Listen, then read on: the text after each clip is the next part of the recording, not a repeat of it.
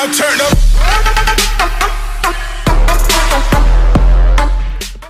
What up? Welcome. This is Marcus with Dynasty Football Dads. Why does draft capital matter? And where is the cutoff point? These are two questions that I have gone through before. We are going to be going through them again. Draft time is here. It's going to be next Thursday, and then Friday, Saturday, Sunday. But where are some of these players that we're cutting off at? Of course, we know that there's a good, solid top 10, 12, but a lot of us have picks that are 15, 20, 25, and we're like, okay, how do we get better at drafting rookies? How do we get these improvement on some of these picks? So we're going to be going through running backs, wide receivers, and tight end draft capital and what we're looking at and where we are putting these big solid lines, kind of like, okay, this is the huge drop off in production. If you're new to the channel, we're giving away a Jerry Jeudy signed jersey. All you have to do is be a subscriber. When we hit to 1,000, we will be giving that away to one of you guys. And then we can go on to our next giveaway and we'll see what it is. I have already an idea of what it's going to be. All right, so we are going to be going through running backs. And so, of course, you're going to see a chart kind of up into this corner. We're going to be going through some statistics through basically rounds 1 all the way down. And so, running backs, there's been the last 10 running backs that have been drafted in round 1. Let's look at just kind of fantasy finishes. What are we expecting in the rookie year? Ultimately, Dynasty is a many seasons long, but then you have a week-by-week basis and a year-by-year basis. What's very important is a running back on his rookie contract. We've talked about that, and I know a lot of people have talked about that in the past, that their rookie contract is so important.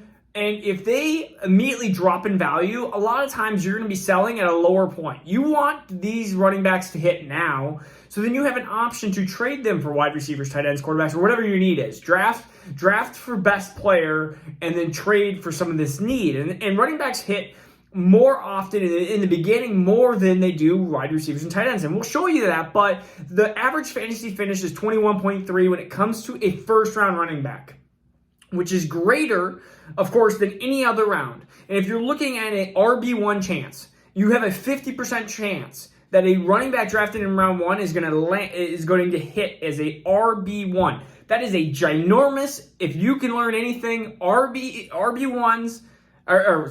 backs that are drafted in round 1 have half the chance it's going to be RB1 at the end of the rookie year. That is incredible. It is the methodology, I guess you could say, the reasoning behind of why CEH was 1.01 on my board last year. Even over more talented running backs, we look at statistics, we look at odds, and we have to just kind of, I talk about blackjack all the time. If you have a 19, you're not going to hit on a 19. But if you have a 12 and your dealer's showing a face card, you're going to hit on that. And so these are first-round running backs. This is what we're talking about. And then 70% that they're going to be RB2, 80% RB3, 90% RB4. Ultimately, very, very little bust rate. Yes, the maybe recency has shown poorly when we're talking about players like CEH and Rashad Penny. But the majority, or even half the time, they're going to be RB1s, and that's where you want it. And then 30% of the time, they're going to be not an RB2, but 70% of the time, they are going to be. So you're going to have immediate capital gain versus round 2. We're going to go through round 2, and you look at, it's a big drop from 70% to 41%. And so, of course, you guys can read the charts. You guys can see that there's a huge drop-off. If you, let's say, Najee Harris gets first round and Travis Etienne is second round.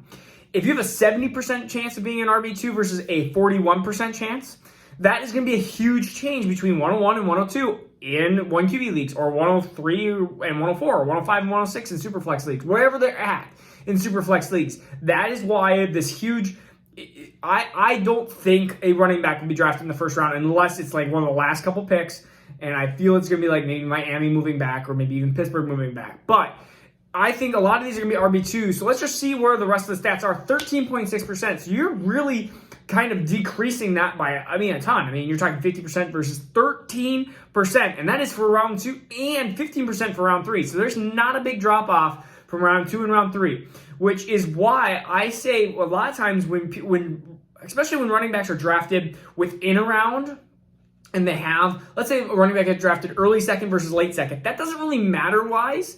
Landing spot kind of matters. And then, of course, talent is what I think trumps all. because situations can change. Landing spots can look great and then look bad, or look bad then look great. So if you look at even just the later on stats, I mean, you have a 40.9% chance of being a RB2, a 19.2% chance of being a RB2 if you're round 3. So if you can kind of conclude what happens here, you have a chance of being around a really good running back in rounds 1 through 3. Then round 4, 5, and 6, you are looking at a huge just kind of drop off. And so that's where I actually print out.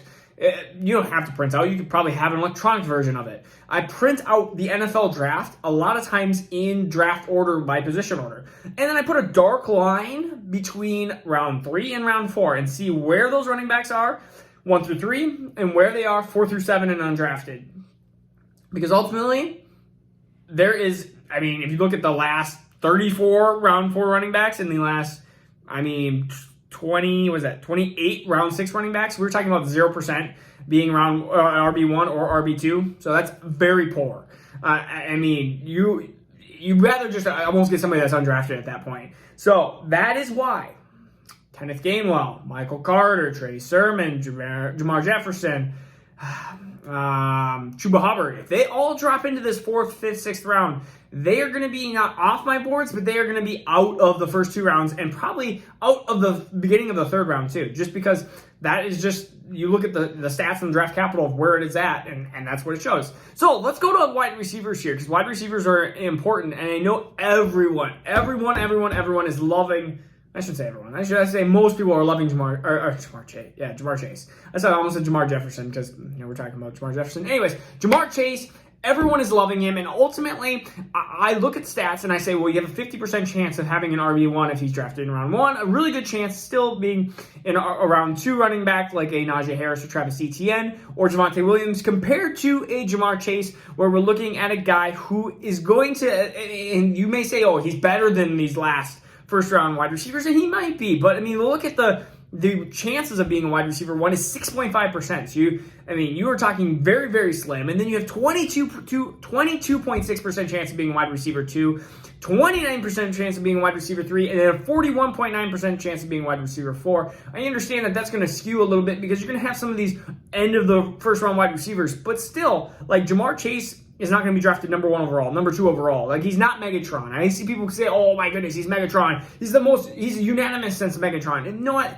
There are many people, including myself, and a lot of other people that watch football and think that Devontae Smith's a better wide receiver at the next level, or at least going to be a better producer. But that's beside the point. That's another argument for another day. And so you look at the chances. Your average finish is 61.2.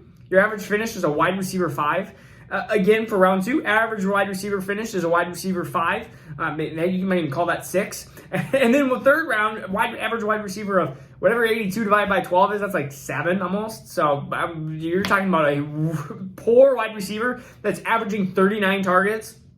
39 targets, not receptions, 39 targets. And a 0% chance of being wide receiver 1, which is of note. But if you look at wide receivers rounds 4 through 6, which has been, again, that big dark line I like to put between round 3 and round 4, well, I like to do it for wide receivers as well as I do it for running backs.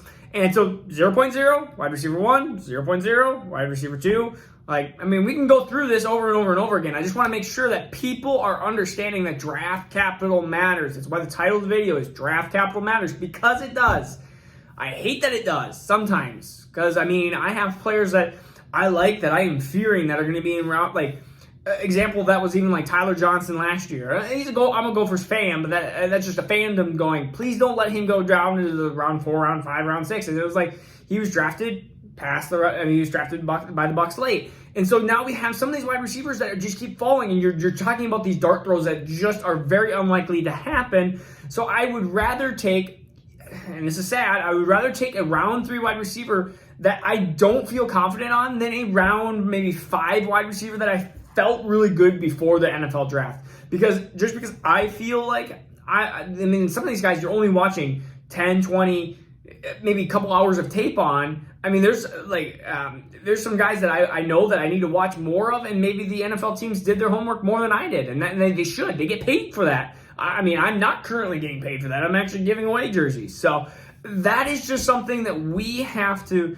note. We have to just think about this as if you're going to give draft capital to some of these wide receivers or any of the running backs, tight ends in the future, like, you have to understand that there is a point where you have to draw a line in the sand and there was a time. It happened even, what is that, 2 years ago already? Deontay Johnson was a wide receiver I did not like.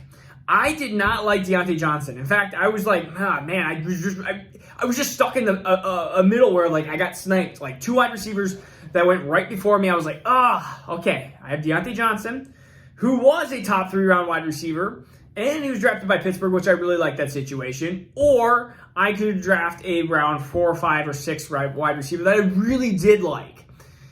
And so I stuck to my guns and said, you know what? Deontay Johnson got the draft capital. Deontay Johnson has the better chance.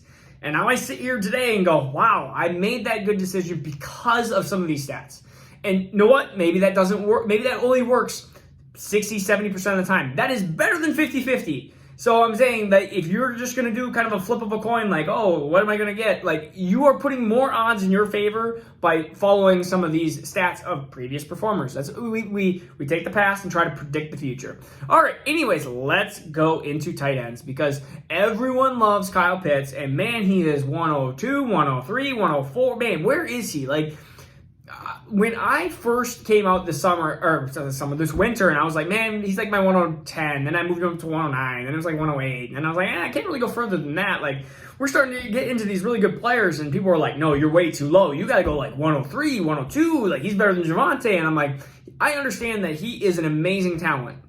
I also understand what I've seen in the past with tight ends. I think we get glued onto the what could be. He could be the next amazing thing. And he's one of the best prospects I have seen at the tight end position in a long time. But what I've also seen a guy like Evan Ingram, who I loved and who I thought was going to be amazing at the next level, just did not turn out to being amazing at the next level. I've also seen players like Noah Fant, who I thought was going to be absolutely dynamite. And he has had his ups and downs and stuff like that, but very rarely. And then you see other tight ends like even the O.J. Howard and Vernon Davis took forever to break out. And he was supposed to be this. I mean, if you saw Vernon Davis, you were seeing a late 4-3 guy that could literally just burn players. And you're like, this guy looks like LeBron James of basketball playing football. Like, how in the world is he a can't miss prospect? And he did. He missed a little bit. He wasn't as good as he should have been in the first couple of years of his career. And that's exactly how Kyle Pitts could trend. I'm not saying it's going to happen. I love Kyle Pitts. I think he's amazing. But I think that we have to kind of temper our expectations. And so 8 tight ends have been drafted in the first round. The average finish of that is 26.6. So again, the average finish is a wide receiver, a tight end 3. That is just not going to get it cut out. And then we even look at like tight end 1, 12.5% of the time, tight end 8, top 18. I mean, you're talking 25% of the time, and then tight end 2, 50% of the time. So again, you're looking between a tight end 12 and 24, maybe at the end of the rookie year. You're going to see some of these players or some of these dynasty owners look at him like they did kind of TJ Hawkinson and go, okay, well, his value just got cut in half.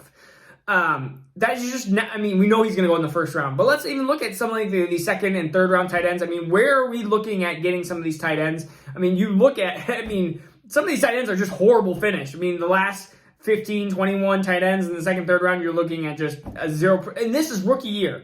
Now, I understand that the Kittles and Kelseys, they get drafted in like this third, fourth round and stuff like that. I'm looking at I am probably going to be drafting Pat Freiermuth more in drafts than I am going to be Kyle Pitts, because Pat Freiermuth would be at the end of the second, and I will be fine with that. I will take him there, and I will take my less chances of him getting to where Kyle Pitts is, but him still being a functional tight end versus than me trying to reach Kyle Pitts at 104 or 105. That's just my personal opinion. That's where I think it's going to happen. But overall, these are the charts up there that I think are super important, and the overall conclusion. Rounds 1 through 3 are super important. But if you drop down certain rounds, it will decrease your chances of performing at a high level.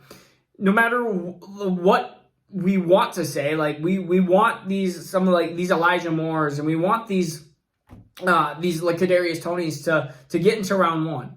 And the reason for it is because we know the odds are better. And we want maybe Najee Harris or Travis Etienne or Javonte Williams to try to sneak into the end of the first like CEH did, because we know the chances are really, really awesome when they do.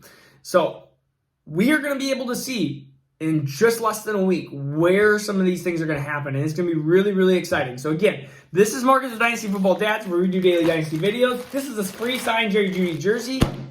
All you have to do is be a subscriber, and we're going to keep doing giveaways. All right, peace out. Take care. See you tomorrow.